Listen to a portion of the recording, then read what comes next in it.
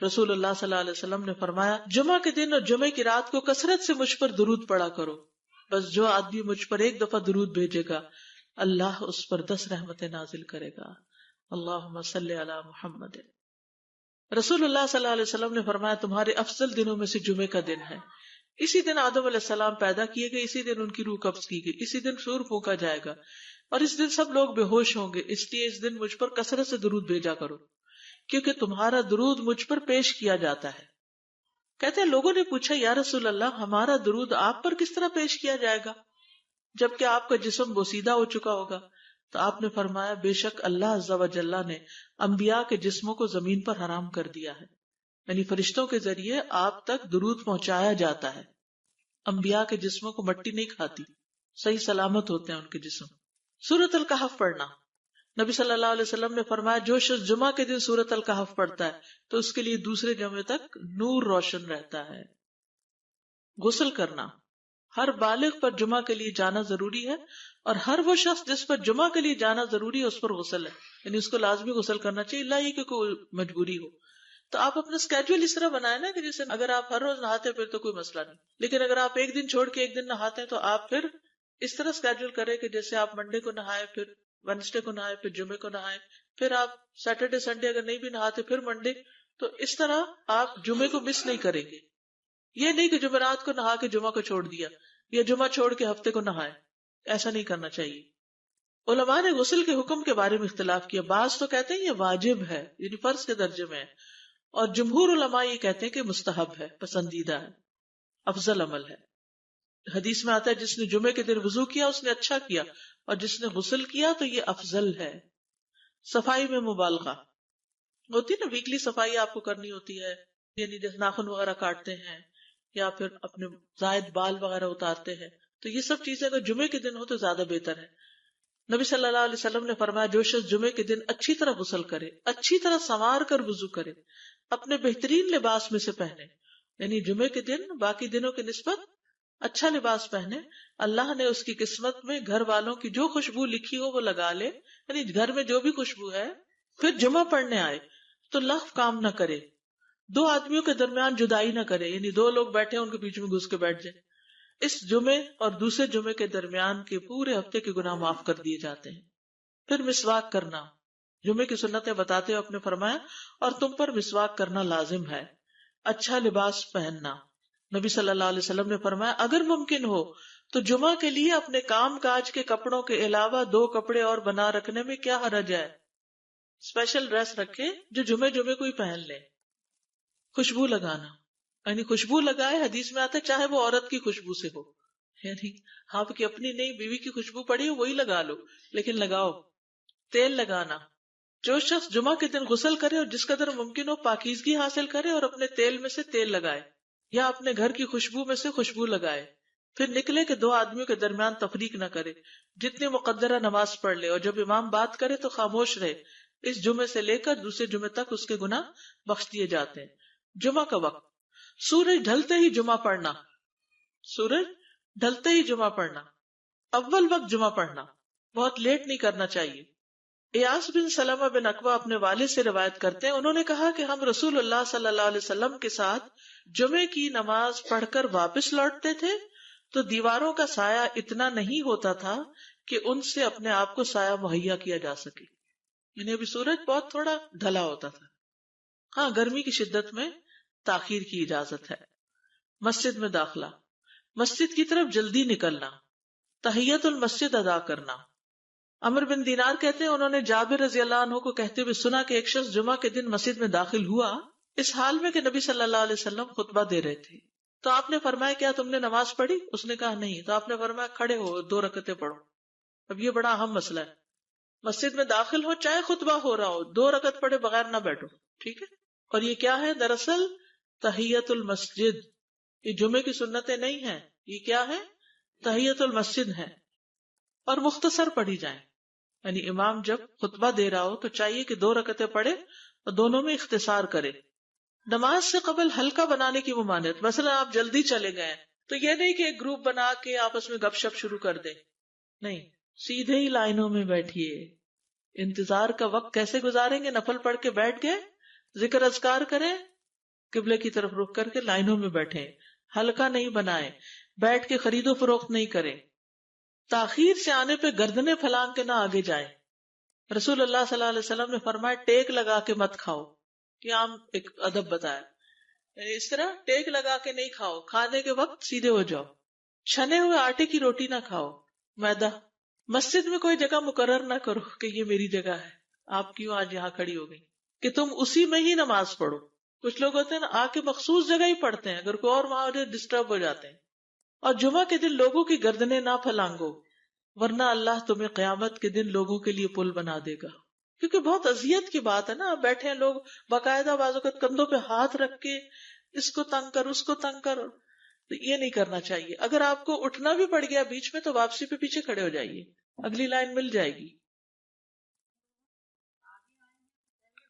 جی یہ تو بہت ضروری بات آپ نے کی کہ جب لوگ مسجد آئے تو پہلی صف میں بیٹھے، یہ نہیں پہلی چھوڑ کے آخری میں بیٹھ جائیں اور پھر لوگ ان کی گردنیں پلانگتے رہیں، دوسروں کے لیے فتنہ بننا. جابر بن عبداللہ رضی اللہ عنہ سے روایت ہے کہ جمعے کے دن رسول اللہ صلی اللہ علیہ وسلم خطبہ ارشاد فرما رہے تھے کہ ایک آدمی مسجد میں داخل ہوا، وہ قریب آ کر بیٹھنے کے لیے لوگوں کے اوپر سے گزرنے لگا. رسول اللہ صلی اللہ علیہ وسلم نے فرمایا بیٹھ جاؤ، تحقیق تم نے لوگوں کو تکلیف پہنچائی اور دیر سے آئے. یہ عربی کے الفاظ بڑے خوبصورت ہیں. اجلس فقد آذیت و آنیت، کتنی جامع زبان ہے یہ. اجلس فقط آزیت، تو نے اذیت دی، وہ آنیت اور دیر سے آئے. ہاں تو اس سے منع کیا گیا. کسی کو اس کی جگہ سے نہ اٹھانا. جابر رضی اللہ عنہ نبی صلی اللہ علیہ وسلم سے روایت کرتے ہیں، آپ نے فرمایا تم میں سے کوئی شخص جمعہ کے دن اپنے بھائی کو کھڑا نہ کرے کہ پھر دوسری طرف سے آ کر اس کی جگہ پہ خود بیٹھ جائے، بلکہ جو آئے وہ کہے جگہ کشادہ کرو، ہمارے لیے بھی جگہ بناؤ، یہ کہے. خطبہ جمعہ اور اس کے آداب. خطبہ جمعہ کی اہمیت. جب اذان ہو جائے تو کیا کرے انسان؟ مسجد کی طرف دوڑ پڑے. تو مسجد میں جماعت تو نہیں ہو رہی ہوگی، پہلے کیا ہو رہا ہوگا؟ خطبہ ہو رہا ہوگا. امام کا خطبے سے پہلے سلام کرنا. نبی صلی اللہ علیہ وسلم جب ممبر پر چڑھتے تو حاضرین کو السلام علیکم کہتے. امام کا کھڑے ہو کر خطبہ دینا. رسول اللہ صلی اللہ علیہ وسلم کھڑے ہو کر خطبہ دیتے، پھر بیٹھ جاتے، پھر کھڑے ہوتے اور کھڑے ہو کر خطبہ دیتے، یعنی بیچ میں تھوڑا سا بیٹھ بھی جاتے تھے. جس نے تمہیں یہ خبر دی کہ آپ بیٹھ کر خطبہ دیتے تھے تو تحقیق اس نے جھوٹ بولا. بس یقیناً اللہ کی قسم میں نے آپ کے ساتھ 2000 سے زائد نمازیں پڑھی ہیں، یعنی جن میں بہت سے جمعے بھی آئے ہیں، تو ایسا کچھ نہیں.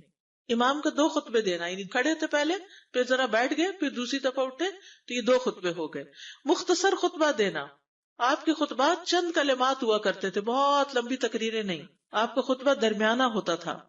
نبی صلی اللہ علیہ وسلم نے فرمایا آدمی کا نماز کو لمبا کرنا اور خطبے کو مختصر کرنا اس کی سمجھداری کی علامت ہے. بس نماز لمبی کرو اور خطبہ مختصر کرو، کیونکہ بعض بیان جادو جیسا اثر رکھتے ہیں، یعنی تھوڑے بھی بات کرو گے تو دل میں چلی جائے گی. نماز پہ زیادہ توجہ.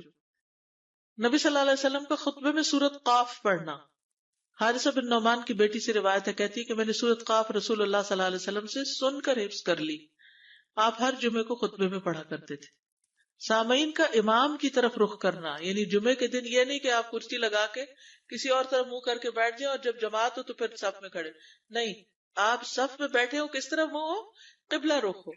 امام سامنے ہی ہوگا نا قبلے کی طرف.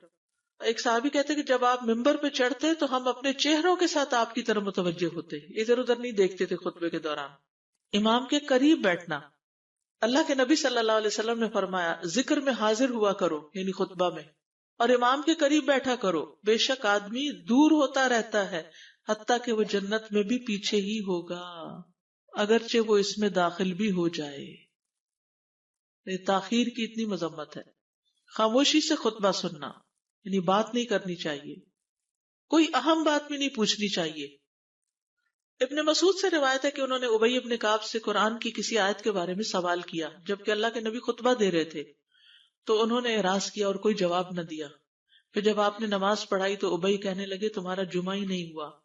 تو ابن مسعود نے رسول اللہ صلی اللہ علیہ وسلم سے پوچھا تو آپ نے فرمایا ابی نے سچ کہا. کوئی بات کرنے کی اجازت نہیں، یہ کہنے کی بھی کہ چپ ہو جاؤ یہ بھی اجازت نہیں. عبداللہ بن مسعود کہتے کہ جب امام جمعہ کے لیے آ گیا پھر تمہارا اپنے ساتھی سے یہ کہنا کہ خاموش رہو لغویت کے لیے کافی ہے. یہ بھی لغو بات ہے. کوئی لغو حرکت نہ کرنا، کنکریوں سے نہ کھیلنا، فون سے نہیں کھیلنا، میسجز چیک نہیں کرنا، انگلیوں میں انگلیاں ڈال کے پٹاخے نہیں بجانا، گوٹ مار کے نہیں بیٹھنا. گوٹ مار کے کیسے بیٹھتے ہیں؟ گھٹنے اوپر کر کے اور یوں ایسے گھٹنوں کے گرد ہاتھ ڈال کے. کئی دفعہ ایسے نظر آتا ہے کہ خطبے میں لوگ اس طرح بیٹھے ہوتے ہیں کیونکہ پتہ نہیں ہے.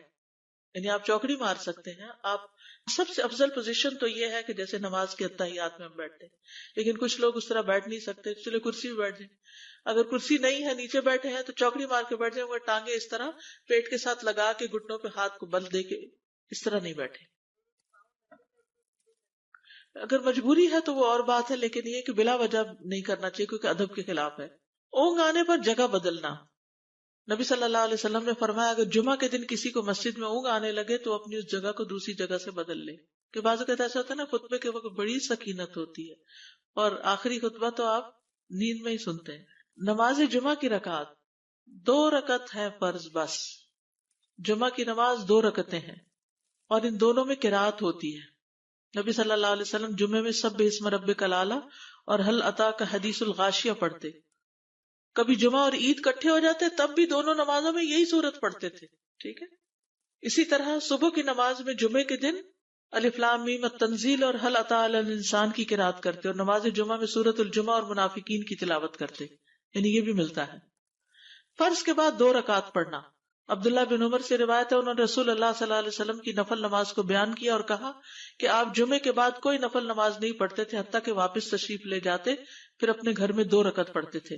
اب جو لوگ گھر نہیں جاتے تو پھر وہیں پر وہ پڑھ لیتے ہیں، ورنہ آپ صلی اللہ علیہ وسلم اپنی سنتیں وغیرہ گھر میں پڑھتے تھے. اور اسی طرح 4 بھی پڑھی جا سکتی، 2 بھی ہیں 4 بھی ہیں. آپ صلی اللہ علیہ وسلم نے فرمایا جب تم میں سے کوئی جمعہ پڑھ چکے تو اس کے بعد 4 رکعتیں پڑھے. یہ آپ کا حکم ہے. تو جب آپ کا 2 چیزیں ہوتی ہیں سمجھنے کے لیے، ایک آپ کا فعل ہوتا ہے اور ایک آپ کا حکم ہوتا ہے. تو ہمارے لیے کیا ہے؟ جو آپ کا حکم ہو.